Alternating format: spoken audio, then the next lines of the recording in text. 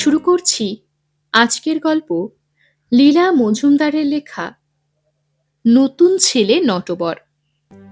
সেই ছেলেটা প্রথম যেদিন মাস্টার মশাইয়ের পেছন পেছন ক্লাসে ঢুকলো, গায়ে নীল ডোরাকাটা গলাবন্ধ কোট আর খাকি হাফ প্যান্ট, চুলগুলো লম্বা হয়ে নোটা নোটা কানের উপর ঝুলে পড়েছে, তেল চুকচুকে আহ্লাদে আহ্লাদে বোকা মতন ভাবখানা। দেখেই আমার গায়ে জ্বর এলো, আবার আমোদও লাগলো। একে নিয়ে বেশ একটু রগর করা যাবে মনে করে। ছেলেটার পায়ে ফিতে দেওয়া কালো জুতো একটু কিচকিচ করছিল। তাইতে নগা তাকে শুনিয়ে বলল, জুতোর দামটা বুঝি আসছে মাসে দেওয়া হবে?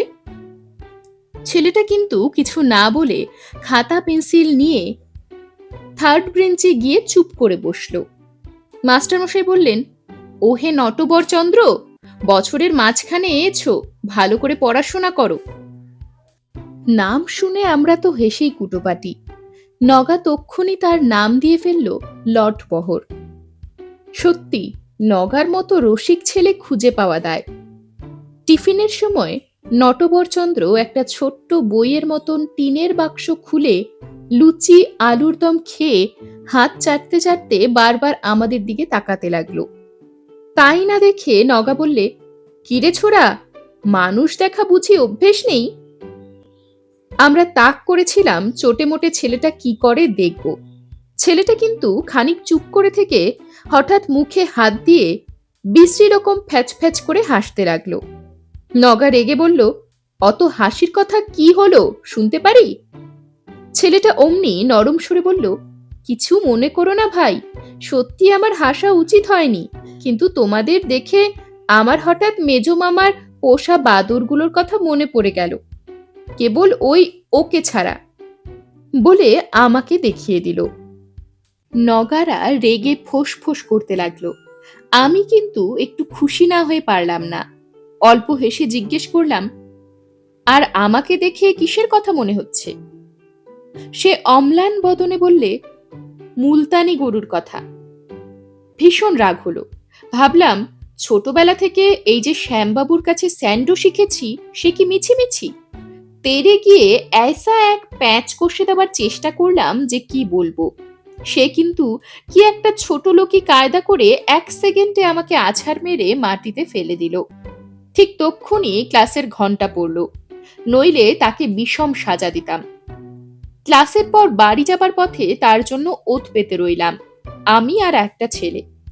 দেখা হতেই সে হাসি মুখে বললে, কি হে, চিনেবাদাম খেতে আপত্তি আছে? আমরা আর কি করি, একেবারে তো আর অভদ্র হতে পারি না। তাই চিনেবাদাম নিয়ে তাকে বুঝিয়ে বললাম, দেখ, নতুন ছেলে এসেছিস, নতুন ছেলের মতো থাকবি। আজ দয়া করে তোর চিনাবাদাম খেলুম বলে যেন মনে করিস না যে দুপুরের কথা ভুলে গেছি। সে বললে, রাগ করো না ভাই, আমি যদি জানতাম অমন হোতকা শরীর নিয়েও তুমি এমন ল্যাদারে, তবে কি আর কষ্ট করে জনসনিয়ান প্যাচ লাগাতাম? এই এমনি 2 আঙ্গুলে ধরে আস্তে আস্তে শুইয়ে দিতাম। এই বলে আমাকে কি একটা কায়দা করে চিৎপাত করে দিয়ে নিমেষের মধ্যে সেতো হাওয়া। এর থেকেই বোঝা গেল সে কি ভীষণ ছেলে। সারা রাত মাথা ঘামিয়েও তাকে জব্দ করার উপায় দেখলুম না। পরদিন সকালে ছোট মামা বলল, কি রে ভোদা, মুখ শুকনো কেন, পেট কামড়াচ্ছে বুঝি? রোজ বলি অত খাসনি, যা বুদ্ধি এদের। বললুম, যে বিষয়ে কিছু বোঝো না সে বিষয়ে কিছু বলতে এসো না। নটবরকে না পারতে পারি, তাই বলে যে অন্যদেরও এক কথায় চুপ করিয়ে দিতে পারি না, এ কথা যেন কেউ মনে না করে। হাবুটার কাছ থেকেও কোনো সাহায্য পাওয়া গেল না। নিজের বেলাতেও খুব বুদ্ধি খোলে, কিন্তু আমি যখন সব খুলে বলে পরামর্শ চাইলাম, সে উল্টে বলল, তুই আর তোর নগা না বগা, দুটো মানিক জোর। আমার কাছে যে বড় পরামর্শ চাইতে এসেছিস? ওরে ছোড়া, আগে পরামর্শ নেবার মতন একটু বুদ্ধি গজা। নাক সিটকে চলে এলুম। হ্যাঁ, পরামর্শ আবার কি? মেয়েদের সঙ্গে আবার পরামর্শ? জানে তো কেবল হিহি করে হাসতে আর কালো গায়ে লাল জামা চড়িয়ে সং সাজতে। সাধে কি মুনি ঋষিরা ওদের বিষয়ে ওইসব লিখে গেছেন? স্কুলে গিয়ে দেখি ছেলেটা আজ ফার্স্ট বেঞ্চে গিয়ে বসেছে। একদিনেই দেখি মাস্টারদের বেশ প্রিয় পাত্র হয়ে উঠল। বোকার মতন মুখ করে থাকলে সবাই অমন পারে।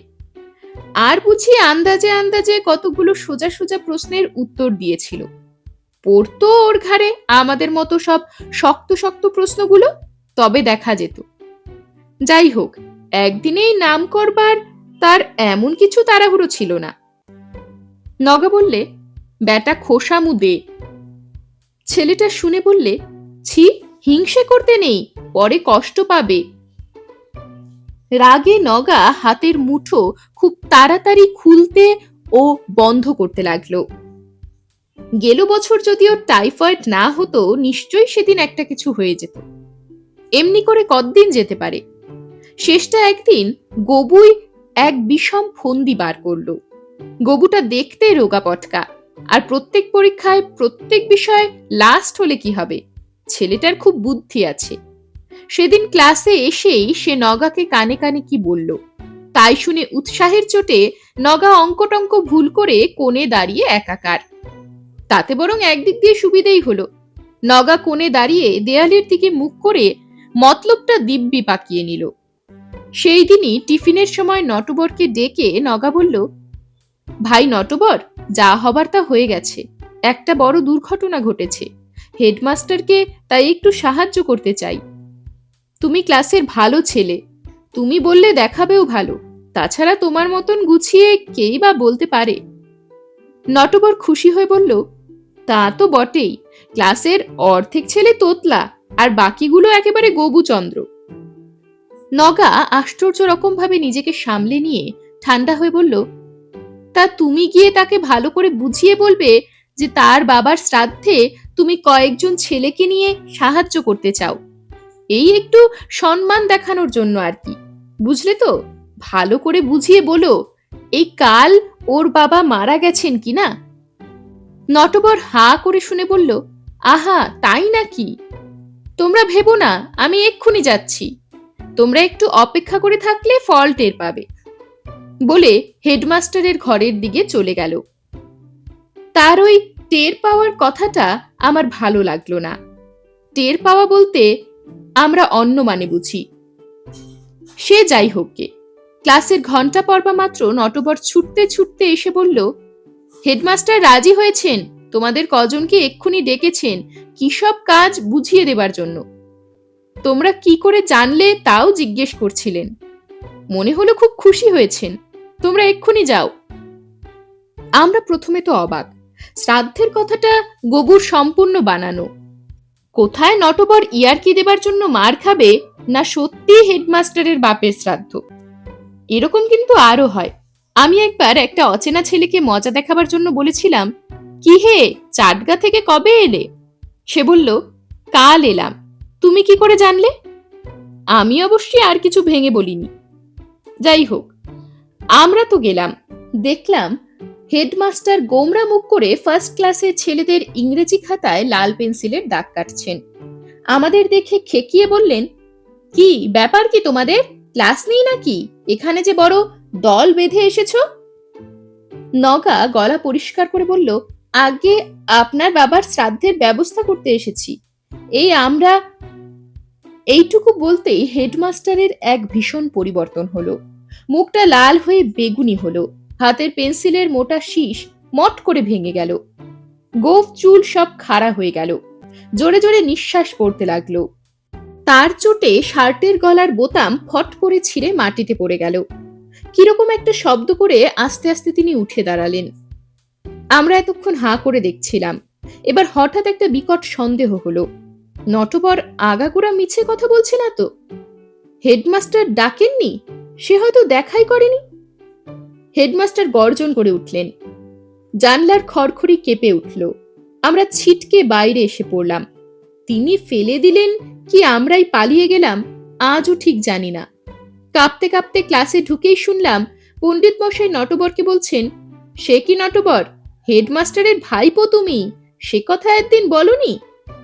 নটবর বললে, বাবা বলেন ও সম্পর্কটা কিছু ঢাক পেটাবার মতো নয়, তাছাড়া স্কুলটা বাজে, এইমাত্র কাকাকে সেই কথা বলে এলাম। তিনি তো রেগে কাই। এমন সময় দারোয়ান এসে বলল, গবুবাবু আর ভোদাবাবুকে বেত খেতে হেডমাস্টার বাবু ডাকছেন। তাই শুনে পণ্ডিত মশাইও বললেন, আর হ্যাঁ, বেত খেয়ে এসে আধ ঘন্টা বেঞ্চে দাঁড়াবে, লেট করে ক্লাসে এসেছো। তাই বলি, পৃথিবীটাই অসার। এরকমই আরো সব গল্প পেতে চ্যানেলটিকে সাবস্ক্রাইব করে দেবেন। আর গল্পটি যদি ভালো লেগে থাকে তাহলে লাইক, শেয়ার আর কমেন্ট করে দেবেন।